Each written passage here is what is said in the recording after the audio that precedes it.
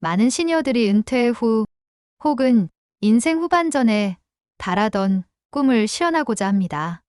텃밭에 가서 소소하게 농사나 짓고 안빈 낙도의 삶을 즐기겠어 라는 분들도 계시고, 노후 준비가 안 된 분들은 임대 아파트라도 들어가서 집세를 아끼고 국민연금과 기초연금으로 생활비를 충당하면서 덜 쓰고 덜 먹고 지내야겠다라고 생각하기도 합니다.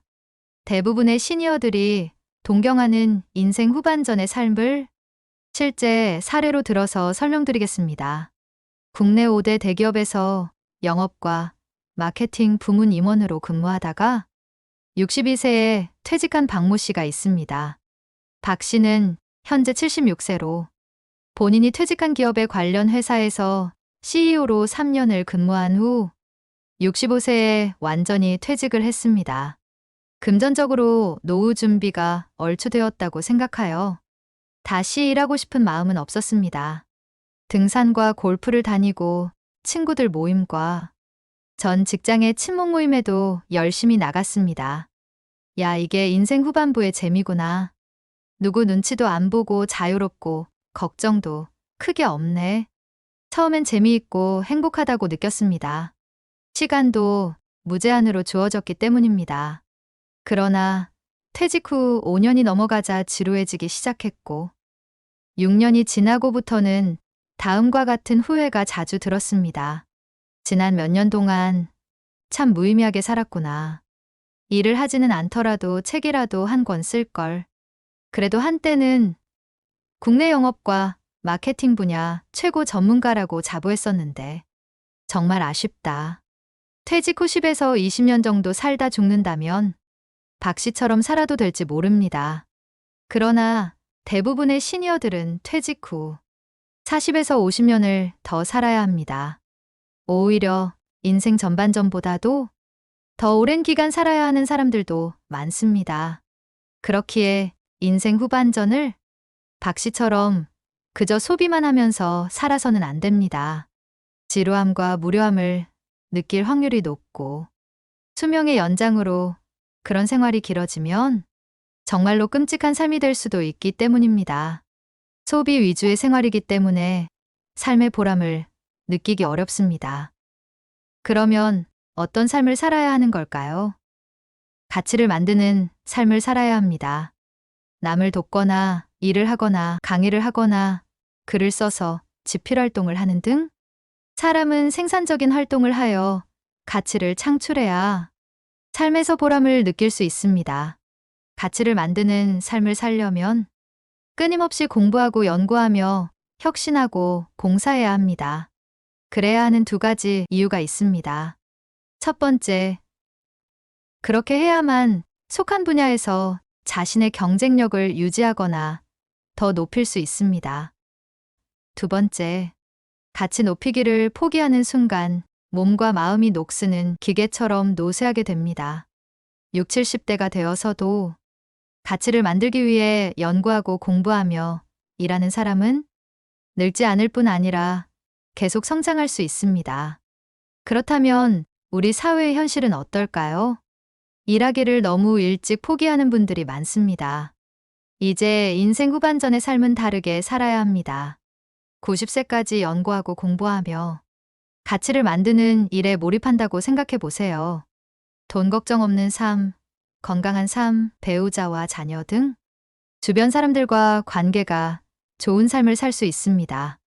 그렇게 노력하는데 과연 치매 같은 질환이 여러분 안에 비집고 들어올 틈이 있을까요? 가치를 만드는 삶을 살려면 놀고 즐기는, 시계 소비하는 삶 대신 일하는 삶을 살아야 합니다. 그렇다고 소비하는 삶을 살지 말라는 것은 결코 아닙니다. 소비하는 삶이 있어야 재충전할 수 있고 경제 또한 순환되니 말이죠. 가치를 만드는 삶과 소비하는 삶을 적절하게 배분하는 것이 좋습니다. 80대에 20에서 50대 50 사이까지 균형을 이루는 게 바람직합니다. 소비하는 삶은 주말 위주로 즐겨주세요. 대신 주중에는 가치를 만드는 일에 몰입하시기 바랍니다. 소비하는 삶을 가치를 만드는 삶으로 진화시키는 것도 바람직한 방법 중 하나입니다. 서울에 사는 69세 최모 씨의 사례가 대표적인 케이스인데요. 최 씨는 퇴직 후 10년이 지났지만 요즘도 바쁘게 지내고 있습니다. 중견기업에서 유통영업을 하며 맺은 구매 담당자들과의 20여 년 인연을 잘 꾸려왔고요. 모임의 총무를 하면서 조그만 오피스텔을 얻어 공동사무실로 활용하고 있습니다. 회원들과 함께 중소기업의 대형마트, 제품 런칭 컨설팅과 자문역을 하며 월 200만 원의 고정 수입을 올리고 있습니다. 여기까지는 가치를 만드는 삶입니다. 최 씨는 소비하는 삶도 살아왔습니다. 돈과 시간을 투자해 색소폰을 배웠는데요. 배우고 연주해보며 만족하는 상태에 머무르지 않았죠. 10년 넘게 배운 색소폰 재능을 사장시키는 게 아까워 색소폰 동호회를 만들었고 동호인들과 같이 공공장소에서 연주회도 하며 보람을 느낍니다.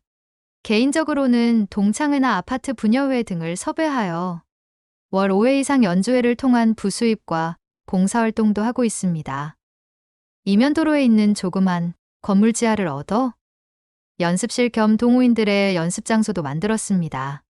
월 10만 원의 회비를 받고 운영하는데 고정회원이 30명이 넘으며 월임대료와 기타 운영비를 제외하고도 200만 원의 수입을 올리고 있습니다. 어떤가요? 최 씨의 사례는 취미생활, 즉 소비하는 일도 하기에 따라서 돈이 되는 가치를 만드는 일이 될 수 있음을 보여주는 좋은 예입니다. 내 나이가 벌써 76이나 됐는데 무슨? 이라고 말할 수 있지만 아닙니다. 전혀 늦지 않았습니다. 잠시 뒤 소개해드릴 여러 사람들이 인생의 후반전에 새로운 분야의 일에 뛰어들어 성공한 모습을 보면 완전히 생각이 달라질 것입니다. 왜냐하면 파브르가 곤충에 대해 연구하기 시작한 건 중학교 교사를 퇴직한 이후인 56세부터였고 81세에 그림을 배워 유명화가가 된 해리 리버맨이라는 사람도 있으며 92세에 시를 쓰기 시작해 100만 부가 넘게 팔린 시집을 출간한 100세 시인도 있기 때문입니다.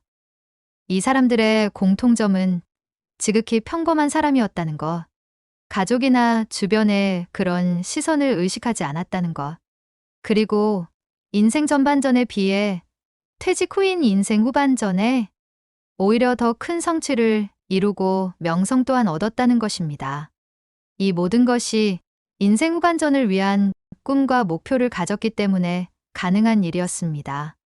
일본에서 100세 시인으로 명성을 날린 시바타 도요 역시 지극히 평범한 사람입니다.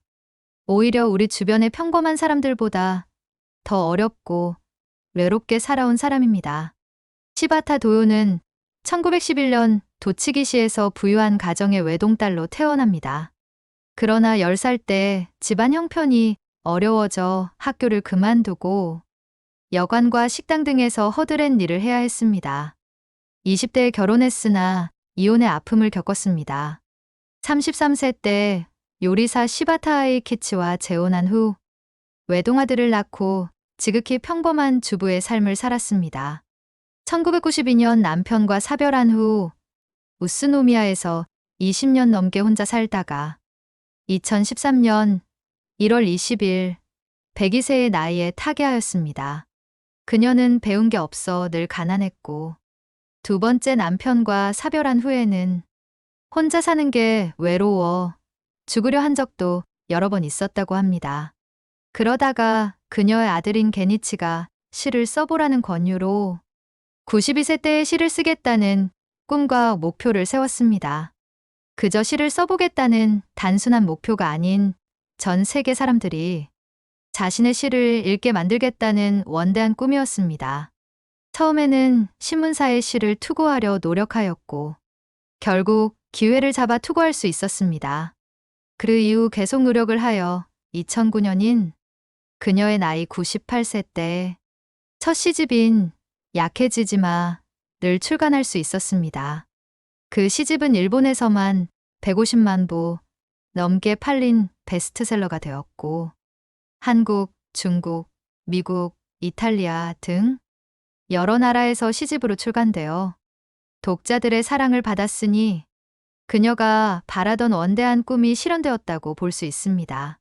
재미있는 사실은 시집을 출간할 때 자신의 장례 비용으로 모아둔 100만 엔으로 자비 출간을 했다는 것입니다.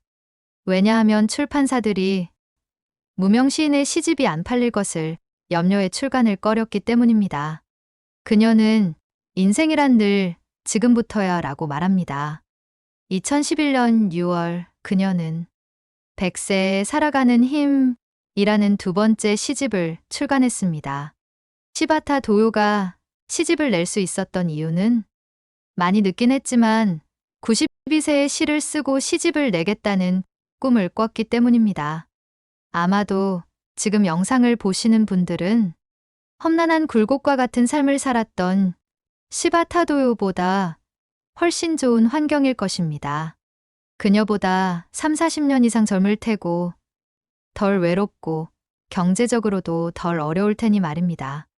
더 외롭고 더 어렵다 한들 뭐가 문제가 될까요? 그래서 인생 후반전에 꿈을 가질 수 없다는 건 핑계일 뿐입니다. 지금 당장 이 나이에 내가 무슨 거동조차 불편한 내가 과연 할 수 있을까? 라는 생각부터 밖으로 던져버리시기 바랍니다. 여기서 시바타 도요의 시 몇 개를 보고 가겠습니다. 첫 번째는 비밀이라는 시입니다. 나 죽고 싶다고 생각한 적이 몇 번이나 있었어. 하지만 시를 짓기 시작하고 많은 이들의 격려를 받아 지금은 우는 소리를 하지 않아. 98에도 사랑은 하는 거야. 꿈 또한 많아. 구름도 타보고 싶은 걸. 두 번째 시의 제목은 적음입니다. 들어보시죠. 난 말이지. 사람들이 친절을 베풀면 마음에 적음을 해도 쓸쓸할 때면 그걸 꺼내 기운을 차리지. 너도 지금부터 모아두렴. 연금보다 좋단다. 마지막으로 들어볼 시는 약해지지 마입니다. 있잖아. 불행하다고 한숨 짓지 마. 햇살과 산들바람은 한쪽 편만 들지 않아. 꿈은 평등하게 꿀 수 있는 거야. 나도 괴로운 일 많았지만 살아있어 좋았어. 너도 약해지지 마.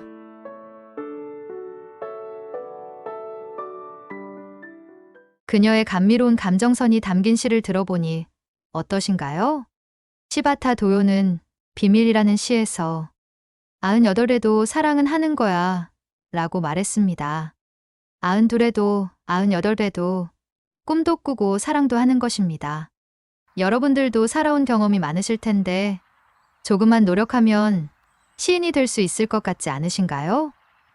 열정과 의지만 있다면 우리 모두 또 다른 누군가가 될 수 있습니다. 멋진 인생 후반전을 위해서는 꿈을 꾸고 그에 맞는 목표를 세워야 할 텐데요. 꿈과 목표를 세울 때 반드시 고려할 것이 있습니다. 인생 후반전의 꿈을 꿀 때 고려할 4가지를 알려드리겠습니다. 첫 번째, 원대한 꿈을 꿔야 합니다. 누워서 떡 먹는 수준의 꿈이 돼서는 안 됩니다. 조금만 노력해도 도달할 수 있는 것은 꿈이 아니라 그저 단순한 계획일 뿐이죠. 도저히 불가능할 것 같은 것이 꿈입니다. 상상 이상의 노력과 역량을 집중해야만 도달할 수 있는 상태나 수준이어야 합니다. 그래야 도전할 용기가 생기고 더 큰 노력을 하게 되고 그 꿈을 이루기 위한 새로운 아이디어와 아웃풋이 창조될 수 있기 때문입니다. 두 번째, 실천할 수 있고 도달 가능한 꿈을 꿔야 합니다. 원대한 꿈을 꿔야 한다고 해서 도저히 달성 불가능한 꿈을 꾸는 것 또한 바람직하지 않습니다. 인생 후반전의 꿈은 여러분의 능력과 역량을 발휘해서 죽어라 노력하면 도달할 수 있는 꿈이어야 합니다. 그래야 실천하는데 의미가 있습니다. 그렇지 않은 꿈은 몽상이거나 허황된 꿈에 불과할 뿐입니다. 그렇다고 시간이 지나면 자연스럽게 도달 가능한 꿈을 꾸거나 소일거리 정도의 소비하는 꿈을 꿔서도 안 됩니다. 본인의 장점을 살려 10만 유튜버 혹은 100만 유튜버가 되겠다는 계획을 가진다든지 1년에 한 권씩 책을 출판하여 100만 부 이상 팔리는 유명 작가가 되겠다든지 장년층을 대상으로 한 인플루언서가 되어 SNS에서 영향력을 행사하는 인물이 되겠다든지 그동안의 경험이나 특기를 살려 문화센터나 공공기관의 강사가 되고 이후 큰 강연에 서고 TV 출연까지 하는 결심을 한다든지 방법은 많습니다. 세 번째, 빠를수록 좋습니다. 시바타 도요는 왜 92세에 시를 쓰겠다는 꿈을 가졌을까요? 인생 전반전에 먹고 사는 게 더 우선이어서였고 50에서 80대에는 취미만 있었지 꿈이 없었기 때문입니다. 만약 인생 후반전이 시작되는 50대에 시를 쓰겠다는 꿈을 가졌다면 어땠을까요? 노벨 문학상을 받았을지도 모릅니다. 노벨상은 받지 못했더라도 일본 내 문학 관련 상들은 틀림없이 받았을 것입니다. 시집 또한 2번이 아니라 여러 번 출간했을 것입니다. 판매 부수도 아마 몇백만 부가 넘지 않았을까요? 여러분도 역시 마찬가지입니다. 인생 후반전의 꿈과 목표를 세우는 건 빠를수록 좋습니다. 퇴직 후에 세우는 건 늦은 감이 있습니다. 퇴직 전, 인생 전반전 종료 20분 전인, 즉 40대 초중반 정도에 세우는 것이 바람직하겠습니다. 일부 기업에서는 이 같은 인생 설계 관련 교육을 실시하고 있습니다. 그러나 전체 기업의 0.1%도 안 된다고 합니다. 공무원도 대부분 평균 퇴직 연령인 60에서 62세가 되기 약 1년 전에 그런 교육을 실시합니다. 안 하는 것보다는 낫지만 조금 늦은 감이 있습니다. 더구나 재무 설계나 전직 설계, 건강 설계가 중심입니다. 문제는 퇴직 후 전직을 해도 대부분 70세 전후에는 그만둬야 한다는 것입니다. 그러므로 인생 후반전 50년 동안 현역으로 살 수 있는 꿈과 목표를 세우는 것이 좋습니다. 네 번째, 평생 현역을 꿈꿔라. 많은 사람들 사이에 회자되는 말 중에 상충되는 말이 있습니다. 정상에 있을 때 내려와라 는 말과 평생을 바쳐온 이 일을 하다가 죽는 게 소원이다 라는 말입니다. 둘 다 참 멋있는 말이죠? 전자는 지금 위치에 연연하지 말고 죽을 때까지 너무 다 먹으려 하지 마라. 그건 추악한 노역이니 세대 교체를 위해 물러날 줄 알아라는 메시지가 담겨 있습니다. 그러나 이는 바람직한 관점이 아닙니다. 세대 교체는 인위적으로 하는 게 아니죠. 실력만이 세대 교체의 원천이 돼야 합니다. 이경규 씨도 재미있는 소감을 밝혀 화제가 되었는데요. 많은 분들이 얘기를 합니다. 박수 칠 때 떠나라. 맞아요. 정신 나간 놈입니다. 정신 나간 놈입니다. 박수 칠 때 왜 떠납니까? 한 사람이라도 박수를 안 칠 때까지 그렇죠. 그때까지 활동하도록 하겠습니다. 저 진짜로. 1960년생으로 올해 63세인 이경규 씨도 평생 현역을 자처하며 본인의 능력이 다할 때까지 일하겠다는 포부를 밝히기도 하였습니다. 1935년생으로 올해 88세인 이순재 씨도 얼마 전까지 이여왕으로 연극 무대에서 투혼을 발휘하였고요. 1936년생으로 올해 87세인 신구 씨도 아직까지 연극 무대에 서고 계십니다. 정상에 있을 때 후배들을 위해 그만두겠다는 건 현실 도피일 가능성이 높습니다. 그러므로 평생 현역으로 일하겠다는 꿈을 가져야 합니다. 내 꿈은 연기하다가 죽는 것이다. 라는 어느 유명 연기자의 말처럼 여러분들도 평생 현역으로 살겠다는 꿈을 꾸시기 바랍니다. 행복한 노인은 늙지 않는다고 합니다. 여러분들의 행복한 삶을 기원하겠습니다. 오늘 영상이 도움이 되셨다면 가까운 분들에게 공유해 주시고 구독과 좋아요 부탁드리겠습니다. 시청해 주셔서 감사합니다.